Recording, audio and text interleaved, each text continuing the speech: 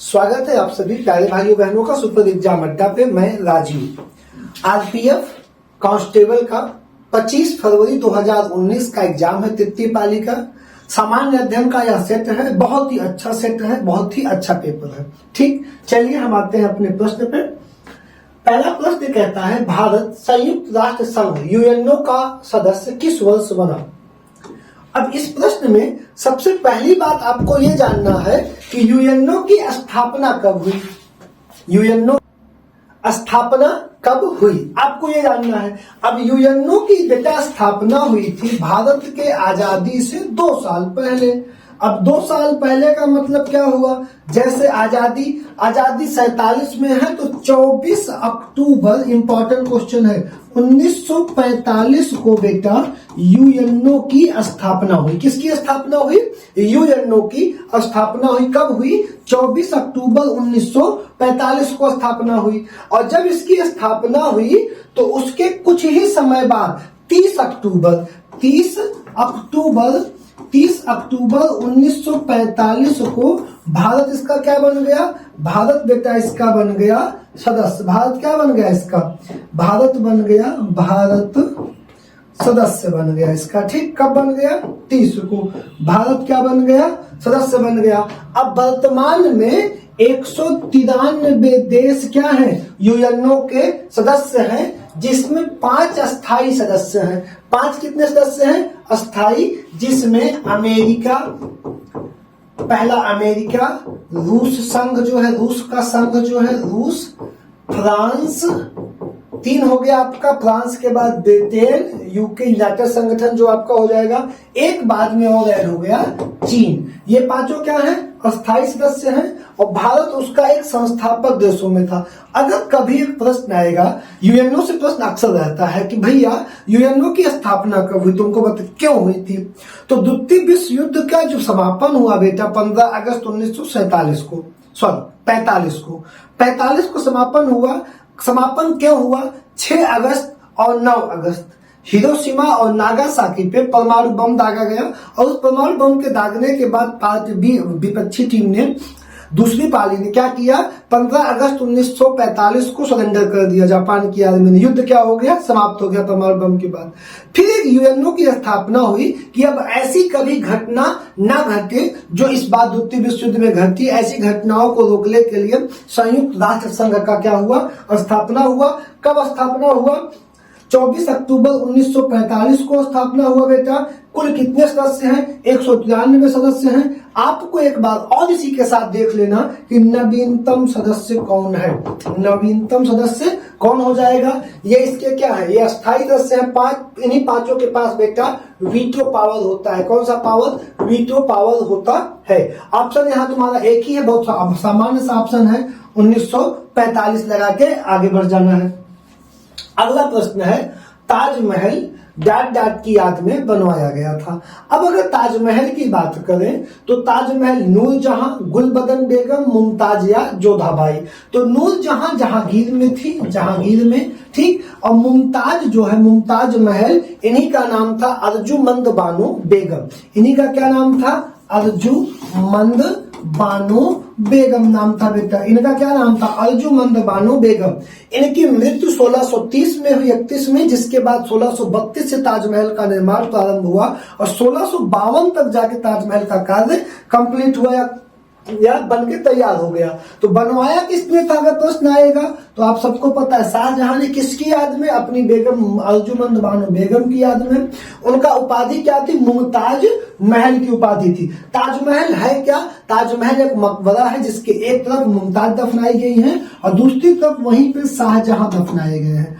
कौन दफनाया गया है? शाहजहां दफनाए गए हैं, जो किसकी निशानी बेटा? वो प्रेम की निशानी के रूप में बना के रखा गया है। ठीक, अगला प्रश्न क्या है हमारा? अगला प्रश्न है, भारतीय रिजर्व बैंक का संचालन कब से शुरू हुआ था? प्रश्न क्या पूछा है? संचालन कब से शुरू हुआ था? अब आप सभी को पता है कि भारतीय रिजर्व बैंक की स्थापना कब हुई? 1935 में। किस अधिनियम द्वारा हुई? तो बेटा वह अधिनियम था भारतीय रिजर्व बैंक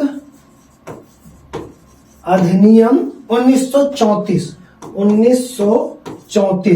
1934 अधिनियम द्वारा इसकी स्थापना हुई। भारतीय रिजर्व बैंक अधिनियम 1934 द्वारा कब हुई स्थापना, पूछेगा कब हुई, तब हम कहेंगे 1935 में। कब हुई? 1935 में। संचालन कब प्रारंभ हुआ? 1945 हमारा बिल्कुल सही ऑप्शन हो जाएगा, ऑप्शन ए। तो संचालन कब से प्रारंभ हुआ? संचालन तो हम कह देंगे 1945 से। अगला प्रश्न है हमारा, एम.एफ. हुसैन डाट डाट क्षेत्र में प्रसिद्ध थे।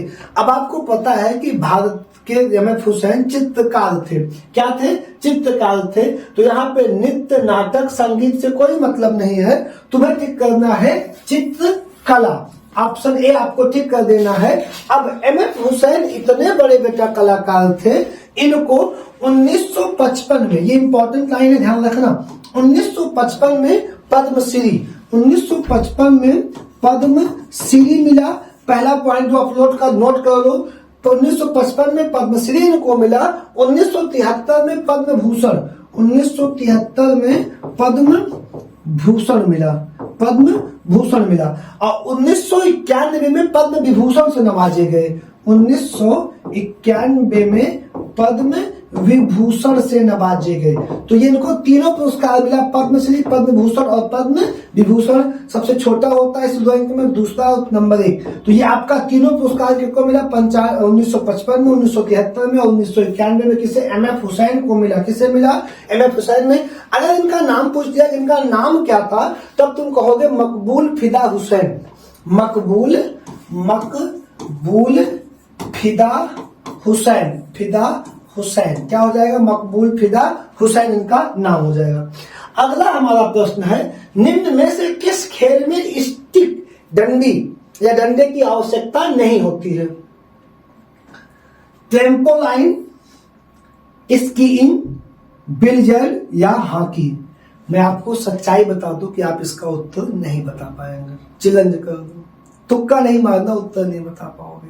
और आजकल मेलों में हमारी जनरेशन इस खेल से छूट गई। एक खेल था जिसमें स्टिक की आवश्यकता नहीं है। स्टिक की आवश्यकता इसमें भी है, बिलियर्ड में भी है और हॉकी में भी है। स्नूकर जिसे कहते हैं, इसमें वो पोल, ठीक है, पुल, हॉकी, स्टिंग, बर्फ पे फिसलना। अब इसके बाद ये कौन सा खेल है? ट्रेम्पोलाइन। जानते हो कौन सा खेल है ये?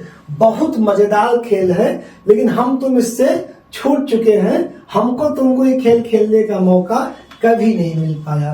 ये खेल देखे हो ना, आजकल तुम 20 रुपया ज्यादा दोगे कि भाई एक बार हमको कूदने दो, इस पे एक बार चढ़ के कूद लेने दो, वो क्या करेगा? नहीं कूदने देगा। आजकल बच्चे इस पे खूब मस्ती बड़ी तगड़ी वाली कर रहे हैं। हर मेले, हर चौराहे तुमको देखने को मिल जा रहा है। तो ये है क्या चीज? क्या है भैया? ये आपका हो जाएगा क्या? Tempo line. तो बेटा टेम्पो लाइन में किसका प्रयोग नहीं होता? स्टिक का प्रयोग नहीं होता। ऑप्शन ए आपका बिल्कुल सही उत्तर हो जाएगा। अगला प्रश्न हमारा है बेटा, अगला प्रश्न है, रामचरितमानस का लेखक कौन है? रामचरितमानस का लेखक कौन है? तुलसीदास। शायद इस प्रश्न का उत्तर आप स्वयं को पता है, प्रत्येक बच्चे को पता है, तुलसीदास हो जाएंगे। जिसका कोई आगे हम बात ही क्या करें यार, सामान्य सा पेपर, बहुत हाई पेपर नहीं तो बहुत हाई। हाँ, ये अच्छा प्रश्न है कि 2011 की जनगणना के अनुसार निम्न में से किस राज्य की साक्षरता दर सर्वाधिक थी? ठीक, अब यहाँ पे इतना आसान इस प्रश्न को कर दिया गया कि अगर इसी के स्थान पे उत्तर प्रदेश, मध्य प्रदेश कुछ और दे देता, तब ये प्रश्न टफ हो जाता, बहुत टफ हो जाता। लेकिन साक्षरता दर ज्यादा, ऑलरेडी केरल भरा पड़ा है आज 94 से। जब केरल ऑलरेडी 94% साक्षरता दर लेके बैठा है, तो मैं किसी को बारे में सोचना ही नहीं था कि डायरेक्ट आप केरल पे जाकर टिक कर देते। ये प्रश्न टफ कब होता है? एसआई में आता तो टफ होता। यहाँ पे क्या दे देता? उत्तर प्रदेश लिख देता, यहाँ पे मध्य प्रदेश दे देता। जैसे अभी महाराष्ट्र है, अब महाराष्ट्र की जो साक्षरता दर है वो 77.6% है। तमिलनाडु की जो साक्षरता दर है वो 74.6% है। अब पंजाब की जो साक्षरता दर है वो 74 है। अब आप बताओ कि अगर इनके ये ऑप्शन हट गया अब इनका बताना था तो टफ हो जाता, तब आप क्या करते, महाराष्ट्र को ठीक करते और टफ एग्जाम हो गया। लेकिन केरल आ जाने से सबसे सामान्य सा प्रश्न बन गया, कुछ हार्ड नहीं रह गया। चंडीगढ़ को किस कारण से, अब आपको पता है कि चंडीगढ़ केंद्र शासित प्रदेश है, हरियाणा और पंजाब की राजधानी है। हरियाणा और पंजाब का हाई कोर्ट भी चंडीगढ़ हाई कोर्ट है, दोनों का एक कोर्ट है। चंडीगढ़ को किस कारण से केंद्र शासित प्रदेश घोषित किया गया है? ऑप्शन ए है राजनीतिक व प्रशासनिक महत्व, ऑप्शन बी सामरिक महत्व, सांस्कृतिक विशिष्टता या पिछड़ापन। तो इसमें जो चारों ऑप्शन दिए गए हैं, सिर्फ एक ऑप्शन उस लेवल पे बात कर रहा है जो उत्तर देना है, और 3 ऑप्शन उसके बारे में बात ही नहीं कर पा रहे हैं। राजनीतिक और प्रशासनिक महत्व के कारण ही किसी राज्य को केंद्र शासित प्रदेश में तब्दील किया जाता है, और ऑप्शन ए ही आपका क्या हो जाएगा, बिल्कुल सही उत्तर हो जाएगा। अगला प्रश्न हमारा क्या है, निम्न में से न्यूक्लियॉन किसे कहते हैं? निम्न में से न्यूक्लियॉन किसे कहते हैं? न्यूक्लियॉन किसे कहते हैं बेटा, आपसे पूछ रहा है कि न्यूक्लियॉन किसे कहेंगे? केवल इलेक्ट्रॉन को, प्रोटॉन और न्यूट्रॉन को, संयोजी इलेक्ट्रॉन्स को, नाभिक और प्रोटॉन को। तो बेटा प्रोटॉन और न्यूट्रॉन को मिला के संयुक्त रूप को क्या कहते हैं? न्यूक्लियॉन कहते हैं। अब आप सबको पता होगा कि प्रोटॉन का खोज हुआ 1920 में रदरफोर्ड ने किया। इसका खोज कब हुआ? 1920 में किसने किया? रदरफोर्ड ने किया। अब न्यूट्रॉन का खोज कब हुआ? 1932 में जेम्स चैडविक ने किया। 1932 में किसने किया बेटा? जेम्स चैडविक ने किया, चैडविक ने किया। ठीक, तो आपका ऑप्शन क्या सही हो जाएगा? ऑप्शन बी बिल्कुल सही हो जाएगा, प्रोटॉन और न्यूट्रॉन। ठीक है, अगला प्रश्न क्या है हमारा? अगला प्रश्न है, वियना शहर नदी के किनारे स्थित है। अब आप जो भी यहां नदियां देख रहे हैं, डैन्यूब, राइन, वोल्गा, डॉन, ये सारी की सारी नदियां यूरोप महाद्वीप में, सबसे पहली बात समझो। और वियना कोई शहर है जरूर, लेकिन ये एक देश की राजधानी है। राज्य इतना टफ क्वेश्चन नहीं पूछेगा सुल्तानपुर किसके किनारे है, राजधानी है। क्या है बेटा?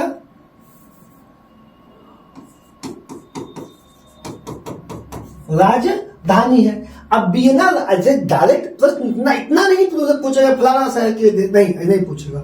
वियना इसलिए पूछा कि वियना ऑलरेडी राजधानी है, और राजधानी पूछता है कि भारत की राजधानी यमुना किस नदी के तट पे है, यूपी की राजधानी लखनऊ किस नदी के तट पे है, एमपी की राजधानी किस नदी के तट पे है, ये प्रश्न बनता भी है। तो वियना राजधानी है ऑस्ट्रिया की, वियना राजधानी है ऑस्ट्रिया की, और ऑस्ट्रिया की राजधानी वियना से बहती है डैन्यूब के किनारे। तो किसके किनारे है? डैन्यूब नदी के किनारे आपका कौन स्थित हो जाएगा? वियना स्थित। अब वोल्गा आप सबको पता है कि विश्व का सबसे बड़ा खारे पानी की झील में आके कौन मिलता है? वोल्गा गिरती है। कौन? यूरोप की सबसे बड़ी नदियों में वोल्गा, डॉन और राइन यूरोप की सबसे बेहतरीन और सबसे साफ नदियों में, सबसे बड़ी व्यापारिक नदियों में हो जाएंगी कौन? राइन हो जाएंगी। ठीक, राइन और डॉन आपका कहां हो जाएगा? डॉन जो नदी है वो भी कहां गिरती है? ये आके मिलती है अजोव सागर में, अजोव सागर में मिलती है। और ये किस में मिलती है? कैस्पियन सागर में मिलती है बेटा। किस में मिलती है? कैस्पियन सागर में मिलती है। अगला जो प्रश्न है, किसी राज्य के पदासीन राज्यपाल से उसकी कार्यकाल के दौरान मृत्यु हो जाने पर उस राज्य के में उसके पद के निर्वहन के लिए किसे नियुक्ति? इसमें यार ऑप्शन कट गया है, सेव में देख लेते हैं, आगे दिया भी नहीं है। ठीक है, अगर हम इसको डायरेक्ट उत्तर हम आपको बता दें तो उत्तर क्या है कि किसी राज्य के पदासीन राज्यपाल की उसके कार्यकाल के दौरान अगर राज्यपाल की मृत्यु हो गई, राज्यपाल की क्या हो गई बेटा? मृत्यु हो गई, जो उस समय पदेन थे। पदेन राज्यपाल मतलब जो कार्यकारी है, उस राज्य के पद का निर्वहन। अब बेटा अगर यहाँ पे 2 चीज समझो, एक राज्यपाल रख दिया मैं, दूसरा रख दिया तुम्हारे सामने राष्ट्रपति की मृत्यु हो गई, राष्ट्रपति की मृत्यु हो गई, तो इनके पद को तत्काल में कौन संभालेगा? राज्यपाल के पद को बेटा हाई कोर्ट का न्यायाधीश, जो भारत उस राज्य के हाई कोर्ट का न्यायाधीश होगा वो संभालेगा। लेकिन राष्ट्रपति के दौर में मामले में उपराष्ट्रपति संभालता है, उपराष्ट्रपति। अगर उपराष्ट्रपति उस समय देश में नहीं है तो सीजेआई संभालेगा, सीजेआई संभालेगा। इसका ऑप्शन नहीं था, इसका उत्तर आपका राज्यपाल ही होगा। आपके पास पेपर का सेट होगा तो आप देख लीजिएगा, ठीक है। अगला जो हमारा प्रश्न है वो है कि भारतीय अर्थव्यवस्था की सांख्यिकी संबंधी विवरणिका, सांख्यिकी संबंधी विवरणिका का प्रकाशन किस संस्था द्वारा किया जाता है? इंडियन इकोनॉमी किसके? अब यहाँ पे तुमको थोड़ी सी दिक्कत आएगी कि यार ये सांख्यिकी संबंधी विवरणिका क्या है, दिक्कत है वहां पे हिंदी में, इस इकोनॉमिक्स में हिंदी में दिक्कत आएगी। लेकिन जब तुम इंग्लिश में आओगे, इंडियन इकोनॉमी को कौन प्रेजेंट करेगा या कौन बताएगा, तो भारतीय प्रतिभूति या नहीं, कौन बताएगा? आरबीआई। ये सब नहीं बताएगा, कौन बताएगा? आरबीआई इकोनॉमी को बताता है।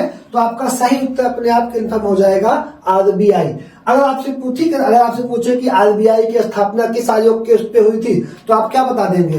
हिलंटन आयोग के संस्तुति पे आरबीआई की स्थापना की गई थी। और आरबीआई क्या करता है? इंडियन इकोनॉमी को प्रस्तुत करता है। एकल आवृत्ति की ध्वनि कहलाती है, एकल सिंगल आवृत्ति की ध्वनि, कोई एक बार से आई, एकल आवृत्ति, ठीक। एकल आवृत्ति की ध्वनि क्या कहलाती है? नोट नहीं कहलाती, क्या कहलाती है? टोन कहलाती है। लेकिन अगर वो बार बार आती है तो आगे बढ़ेगी, जो एक बार आकर रुक गई उसे क्या कहते हैं? टोन कहते हैं। एकल आवृत्ति वाली ध्वनि टोन कहलाती है। जैविक रूप से अपघटित होने वाला पदार्थ निम्न में से कौन सा नहीं है? जैविक रूप से कॉटन समाप्त हो जाएगा, लकड़ी भी जैविक रूप में समाप्त होगी, पेपर भी जैविक रूप में समाप्त हो जाएगा, सब नष्ट हो जाएगा, ठीक है। लेकिन लोहा जैविक रूप से समाप्त नहीं होगा। लोहा, टिन, तांबा का धातु जैविक रूप से समाप्त नहीं होगी। तो आपका उत्तर क्या हो जाएगा? ऑप्शन डी बिल्कुल सही उत्तर हो जाएगा। अगला है, निम्न में से कौन सा देश एशियाई खेलों का हिस्सा नहीं है? एशिया महाद्वीप के देश मिलकर खेलते हैं, एशियाई खेल खेलेंगे। दक्षिण कोरिया खेलेगा, भारत खेलेगा, उज्बेकिस्तान खेलेगा, मिस्र नहीं खेलेगा। क्यों नहीं खेलेगा बाबू? ये क्योंकि अफ्रीका का देश है, अफ्रीका महाद्वीप का। इजिप्ट कहाँ का देश है? अफ्रीका का देश है, इसलिए वो नहीं खेलेगा। अगला प्रश्न क्या है? एक विषम मिश्रण जिसमें विलेय कण विघटित नहीं होते, विषम मिश्रण जिसमें जो विलेय कण है वो मिलते नहीं है बल्कि संपूर्ण माध्यम में निलंबित रहते हैं, उन्हें क्या कहा जाता है? पैसिकरण, संवहन, निलंबन या प्रसरण। तो जब मिश्रण विषम हो और वो क्या हो, मिले ना, निलंबित, उसमें क्या हो, मिल ना पाए, दिखता रहे, तो उसे क्या कहते हैं? निलंबन कहते हैं। विलयन या पैसिकरण नहीं कहेंगे, क्या कहेंगे? निलंबन कहा जाएगा, ठीक। आपका क्या हो जाएगा? निलंबन। एक प्रश्न है, पुरुष और स्त्री शरीरों के मेल से बना भगवान शिव का स्वरूप क्या कहलाता है? कद्र, रुद्र है ये, रुद्र, पतिस्वर, महादेव, अर्धनारीश्वर। उत्तर क्या हो जाएगा बाबू साहब? अर्धनारीश्वर। इस पुरुष और स्त्री के शरीरों के मेल से बना भगवान शिव का स्वरूप क्या कहलाता है भैया? अर्धनारीश्वर कहलाएगा, ठीक। अगला जो हमारा प्रश्न है वो है, जम्मू एवं कश्मीर का संविधान ... से लागू हुआ। जम्मू एवं कश्मीर का संविधान, अब ऐसा कुछ प्रश्न नहीं है। 370 समाप्त हो चुका है, भारत का संविधान जम्मू कश्मीर में लगता है, ठीक है। वो विलय पत्र का सीन समाप्त हो चुका है, अब भारत का लगेगा, उसमें नहीं है। लेकिन कब लागू हुआ का जो प्रश्न है बेटा, वो है 26 जनवरी 1957 से लागू हुआ था। कब लागू हुआ था? 26 जनवरी 1957 से लागू हुआ था। इसके पहले 370 के विवाद में सारी परिस्थितियों को मेंटेन करके एक नया वहां का अपना भी संविधान था, उनको एक स्पेशल व्यवस्था मिलती थी। वहां के मेजों पे 2 झंडे लगते थे हर ऑफिसों में, जम्मू कश्मीर का, एक भारत का। तो ये क्या हो जाएगा? अब ऐसा कुछ नहीं है, एक झंडा हो गया है, 26 जनवरी 1957 हो जाएगा बेटा। अगला प्रश्न है, दिल्ली से संबंधित विशेष प्रावधान संविधान के किस अनुच्छेद के अंतर्गत दिए गए हैं? 239 और 239 AA, 239 और 239 AA किससे मिले हैं? ये दिल्ली से संबंधित है। आपका ऑप्शन बी बिल्कुल क्या है बेटा? बिल्कुल सही उत्तर हो जाएगा, ठीक है ना। अगला प्रश्न है, निम्न में से कौन सा खिलाड़ी कुश्ती से संबंधित है। अब यहाँ पे तुमको यहाँ 4 ऑप्शन दिए हैं। अब हमको लगता है कि 99% बच्चे बिना कुछ सोचे समझे तुरंत उत्तर मार देंगे विनेश फोगाट। बिना कुछ सोचे समझे तुरंत कौन उत्तर मारेगा? विनेश फोगाट। किसी संबंधित है? कुश्ती से हो जाएंगे।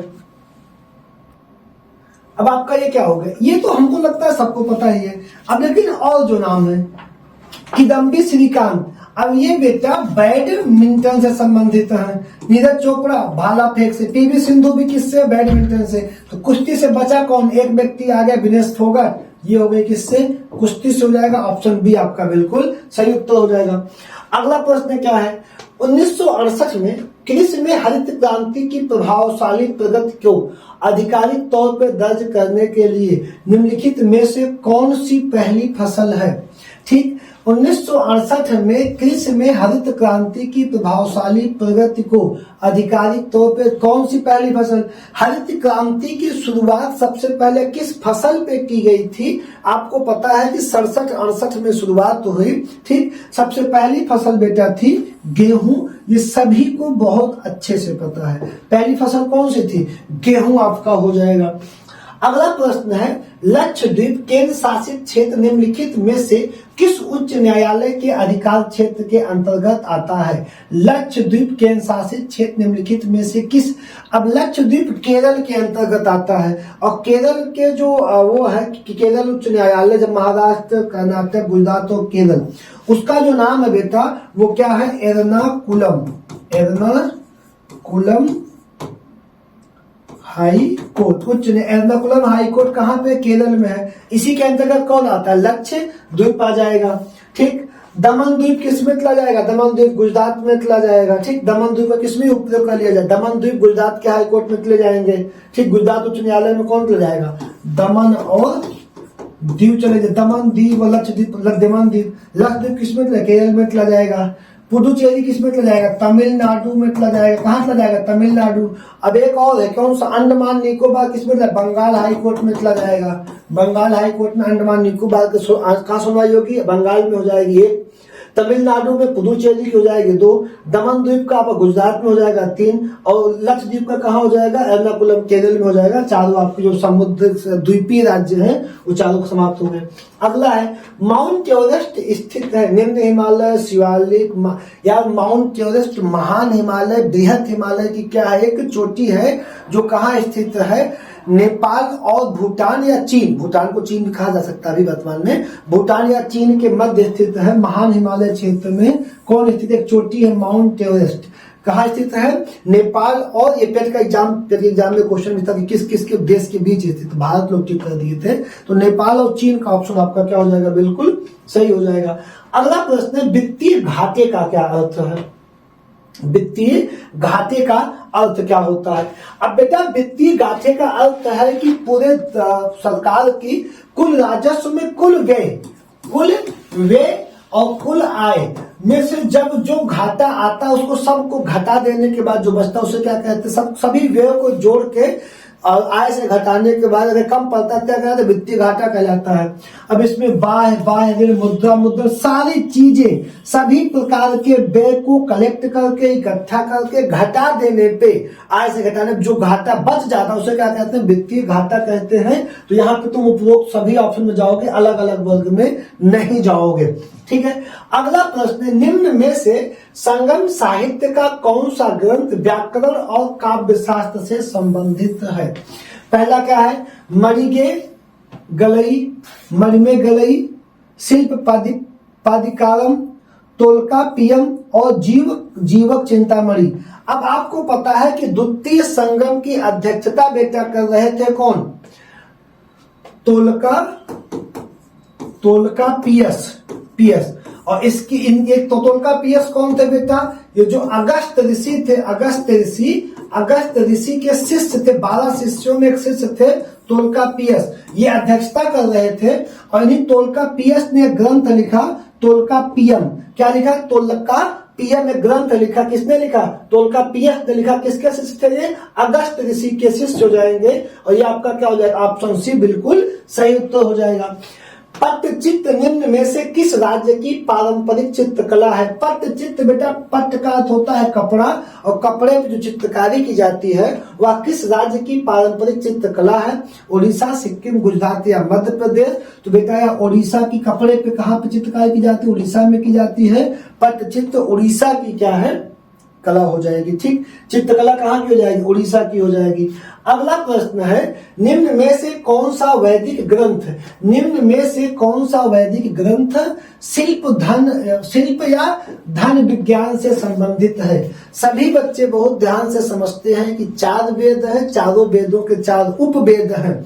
जैसे पहला वेद आपका हो जाएगा ऋग्वेद, दूसरा यजुर्वेद, तीसरा सामवेद और चौथा अथर्ववेद। चारों वेदों के क्या है? जैसे अब ऋग्वेद का जो है वो आयुर्वेद है, ऋग्वेद का क्या है? आयुर्वेद है। अब यजुर्वेद का आपका कौन सा हो जाएगा? जल्दी तुम कमेंट करके बता दो। यजुर्वेद का हो जाएगा धनुर्वेद, अथर्ववेद का हो जाएगा शिल्पवेद और सामवेद का हो जाएगा गंधर्ववेद। साम का क्या हो जाएगा? गंधर्व हो जाएगा। तो ये वेद हो गए, ये इनके क्या हो गए? उपवेद हो गए। अब ग्रंथ शिल्प व धन विज्ञान से कौन संबंधित हो जाएगा? ग्रंथ शिल्प व धन विज्ञान से बेटा हो जाएगा शिल्प शास्त्र व शिल्प। कौन हो जाएगा? शिल्प वेद। कौन हो जाएगा? ऑप्शन सी इसका क्या हो जाएगा? बिल्कुल सही उत्तर हो जाएगा ऑप्शन सी। ठीक, अगला जो प्रश्न है हमारा वो है 49 अक्षांश उत्तर के मध्य एक अंतरराष्ट्रीय सीमा स्थित है। ठीक, 0 अक्षांश 23.5 अंश उत्तरी अक्षांश 66.5 अंश, इसी के बीच में कहीं होगा बेटा 49 अंश उत्तरी अक्षांश। अंतरराष्ट्रीय सीमा है, देश देख लो पहले, जर्मनी, बेल्जियम, संयुक्त राज्य अमेरिका और मैक्सिको, ये गलत है। जर्मनी, फ्रांस, ये भी गलत है। संयुक्त राज्य अमेरिका और कनाडा, यहीं पे इसके ऊपर कनाडा है, इसके नीचे अमेरिका है। ऑप्शन डी आपका बिल्कुल सही उत्तर। आप उठा के मैप एक बार बगल रखे हो तो देख सकते हैं, मैप को क्या कर सकते हैं? देख सकते हैं। ठीक, अगला प्रश्न है अपलेशियन पर्वत श्रृंखला निम्न में से, अपलेशियन पर्वत श्रृंखला निम्न में से किस महाद्वीप में स्थित है? अपलेशियन अफ्रीका, ऑस्ट्रेलिया, उत्तरी अमेरिका या एशिया? तो बेटा यह स्थित है उत्तरी अमेरिका महाद्वीप में। कहाँ स्थित हो जाएगा? उत्तरी अमेरिका महाद्वीप में हो जाएगा।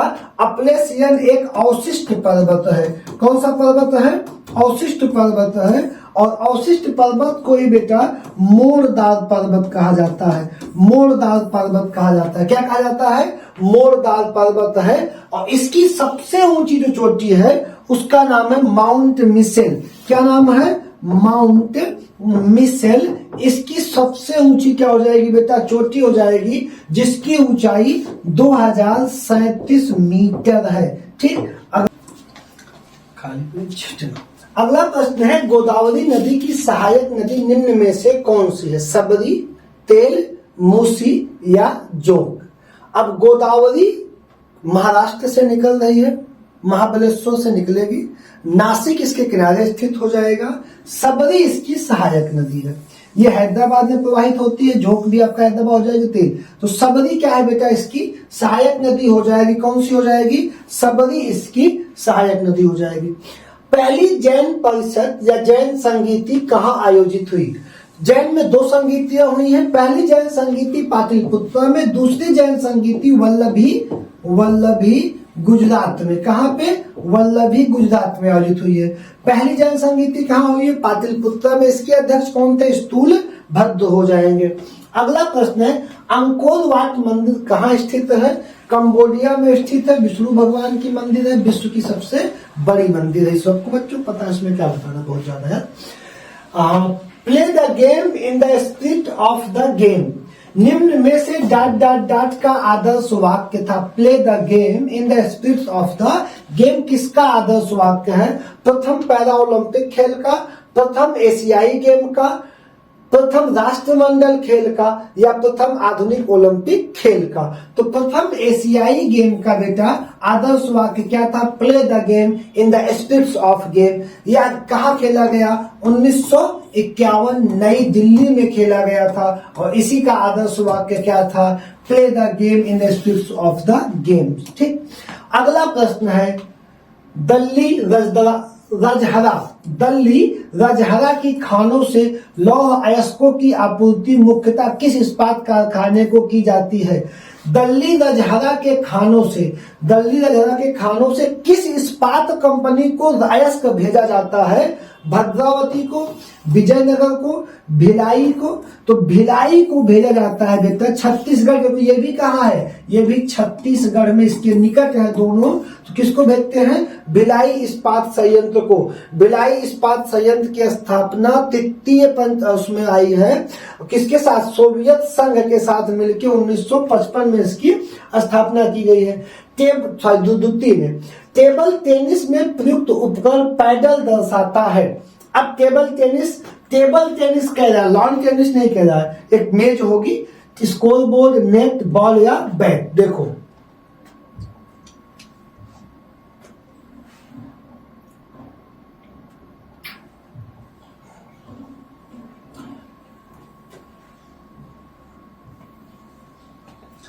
अब ये आपका क्या है? ये आपका जो पार्ट है बेटा, ये आपका है टेबल टेनिस का बैट।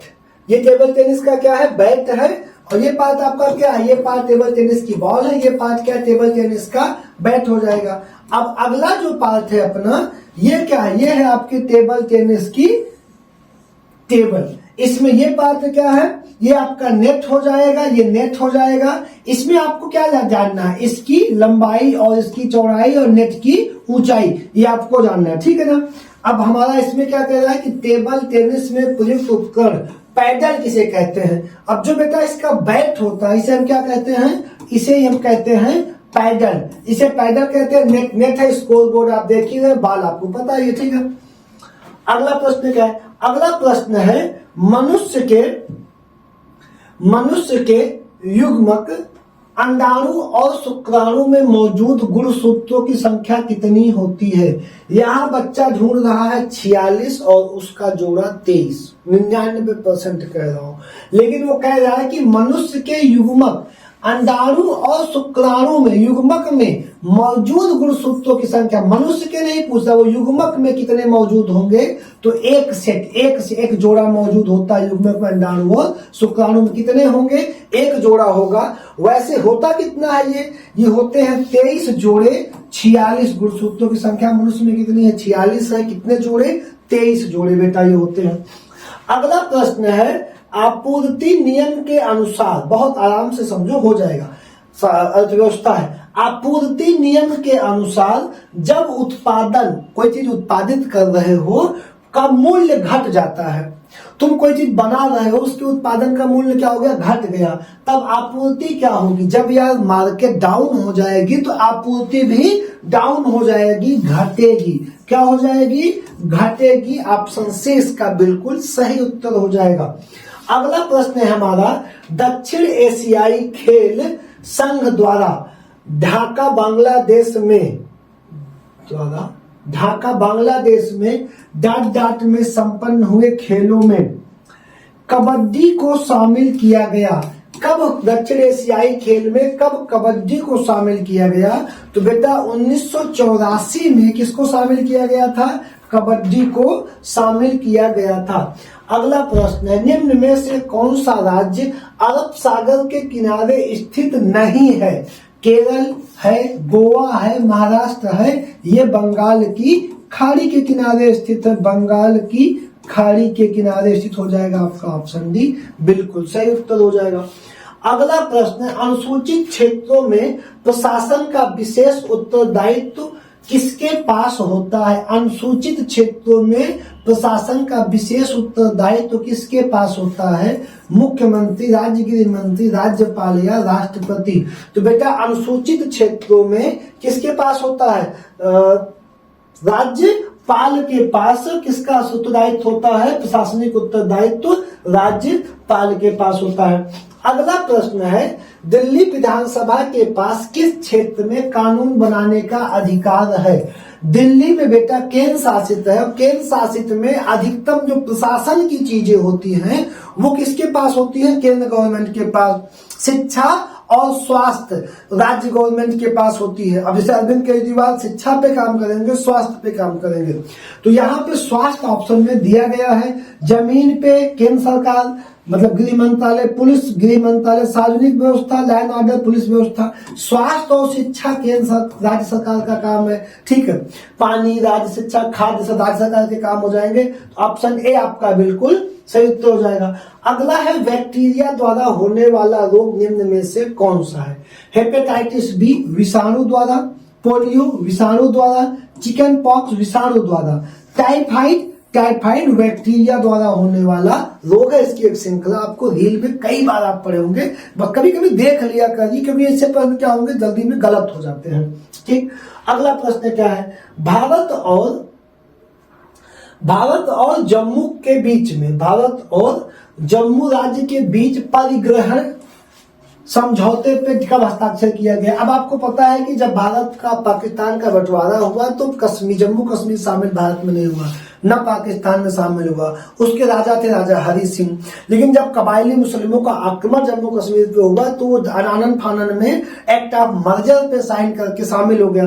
तो कब शामिल हुआ आपको ये बताना है। अब भारत की आजादी कब मिली थी? 15 अगस्त 47 को, 1947 को। अब 15 अगस्त 1947, अब यहाँ पे डेट दी है जुलाई, तो जुलाई में तो कोई मतलब ही नहीं, आजादी के बाद आएगा। यहाँ एक डेट दी है 47 जनवरी, इसका भी इसमें एक ऑप्शन शायद है भी नहीं, दोनों का कोई मतलब नहीं। तो मैं कॉमन सी बात लगा के समझना। अब डेट आपके पास आई 26 अक्टूबर 1947, और ये बिल्कुल सही हो जाएगी। 26 अक्टूबर 1947 में क्या हुआ था? मर्जिंग हुआ था।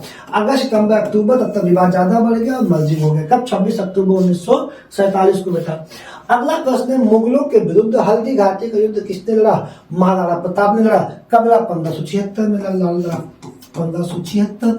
ऑप्शन ए आपका बिल्कुल सही उत्तर हो जाएगा, इसमें कुछ आपको बताना नहीं है बेटा। अगला प्रश्न है, मनुष्य के सामान्य श्वास की प्रबलता कितनी होती है? जब आप सामान्य श्वास लेते हैं उसकी प्रबलता कितनी होती है? 10 डेसिबल, 0 डेसिबल, 50 डेसिबल या 100 डेसिबल? तो बेटा 10 डेसिबल होती है। मनुष्य के सामान्य श्वास की प्रबलता कितनी होती है? 10 डेसिबल होती है। अब जो श्वास हम लोग अंदर लेते, जब हम लेते हैं तो वह क्या हुई? श्वास हुई। जब बाहर निकाले तो क्या होगी? प्रश्वास हो गई। क्या हो गई? प्रश्वास हो गई।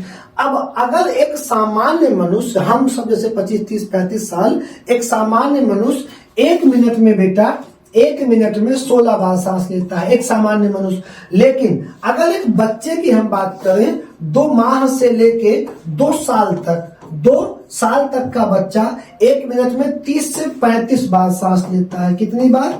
30 से 35 बार सांस लेता है। अब 2 साल से लेके, कहां से लेके?